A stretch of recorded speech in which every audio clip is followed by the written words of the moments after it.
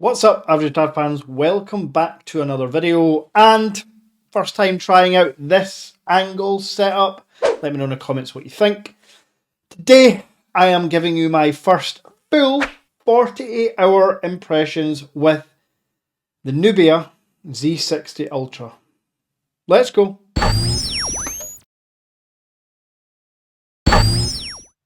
Now, as you'll see from the thumbnail, I have said Flagship Killer, question mark, exclamation mark. Well, I want to talk about that straight away. I just want to answer that question first. Is the Z60 Ultra a flagship killer? Yes and no.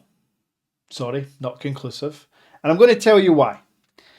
The Samsung S23 Ultra, with the S24 Ultra coming in days, is arguably the most flagship of flagship phones.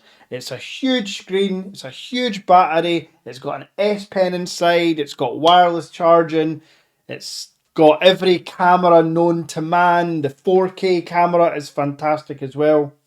This is a true flagship, but it costs £1,250 for the base model.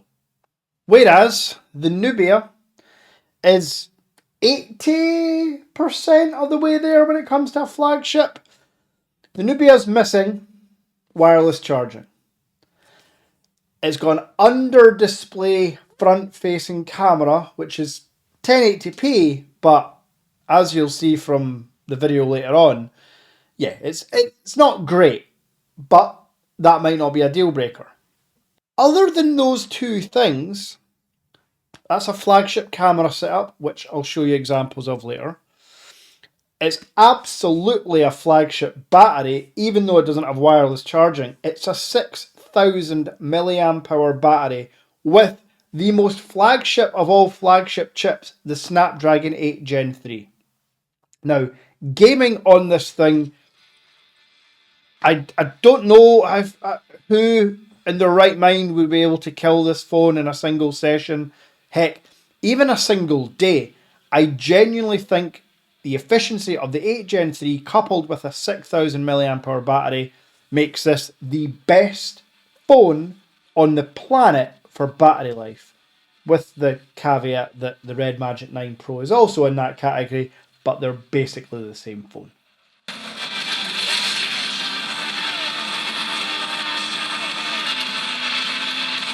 Now, while we're also talking about fantastic features, I have to talk about the speakers.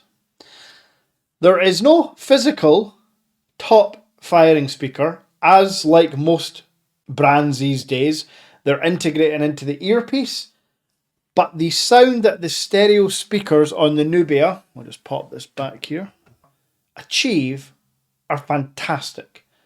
In my opinion, the best on any candy bar style phone I've ever had.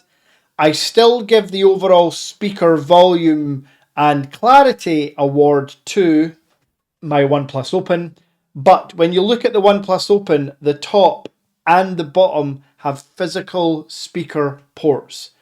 3 of them. It's a triple sound out here, not just stereo, but there's lots of speakers. So the OnePlus Open is still the best sounding smartphone, but the Z60 Ultra is close. Obviously, here's some examples. Yeah, what are we doing? Exposing my husband to... Too bad. Can't be exposed. I know what Guys, this is the deal. Every once in a while, as you know, if you've been around the channel for a minute, I like to expose my wife to something that's pretty well known or viral on the internet that I just have this hunch that she doesn't know about because she lives in a different online world than us YouTube creeps.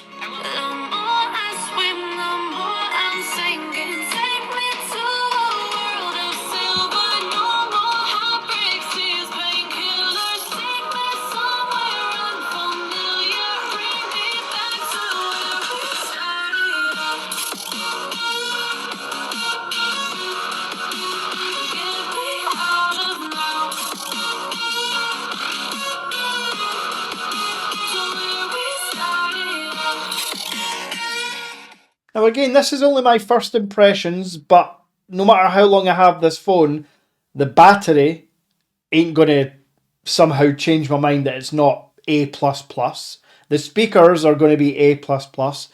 And the last thing I want to talk about, which to me is flagship, but not for the reasons I would generally think. The screen. The display is HDR10 plus, a billion colours, 120 Hz, but it's 400 ppi, it's Full HD plus, not typically a flagship screen.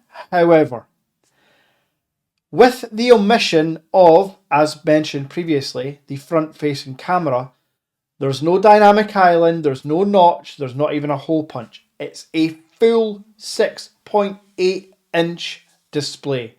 And as you can see from this footage, movies and content just look phenomenal. How they were meant to be, in my opinion. No interruptions, just all screen. And I, for one, am all for it. So I am putting the screen in the flagship category as well. And when we look at internals, I've mentioned already, the 8 Gen 3 chip, the best SoC on the planet. Apple needs to up its game a bit, in my opinion. And Android 14. Arguably the best Android version yet. Out the box.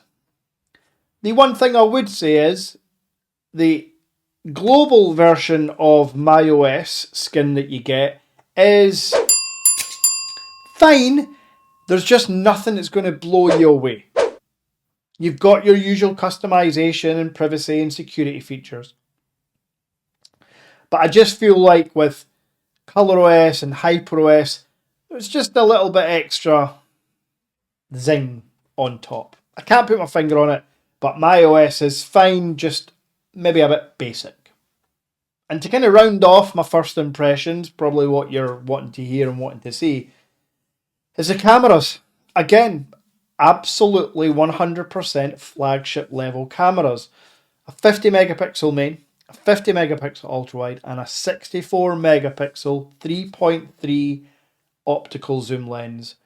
The photos and videos from this device are fantastic. The video actually does 8K at 30 frames per second. I don't use 8K, so I'm not that bothered. But 4K is 60, 30, and 120 frames per second. Now I did mention the front-facing camera is capped at 1080p. Here's a little example of that. Now, as mentioned, front-facing 1080p video. However, it is under the display, which gives you an uninterrupted view of all your content, gaming. So if you ain't a selfie taker, this could be the phone for you. I'm not a selfie taker, but yeah. But for everyday footage, which is normally the rear facing cameras, stunning, super impressed. Colours, sometimes a bit dark, I will say, but you can tweak that in the main camera settings or use the Pro mode that's available on the device. Mess with the ISO, make it a bit brighter. Yeah, again, when we talk about a flagship killer, it's important to mention all the positives and negatives. And the Z60 Ultra is not a perfect device. But when you consider it's less than £700, it's nearly half the price of the S23 Ultra. And when you see the zoom lens that the cameras have, this is the Z60 Ultra versus the flagship of flagships, 15 Pro Max. Can you honestly tell me that the 15 Pro Max is better? I don't think so. My full review is going to drop in a week or so. I can already tell you it's going to be a fairly positive review, and rightly so. Nubia are trying new things with their under-display camera. I say new, but it was kind of them that started it.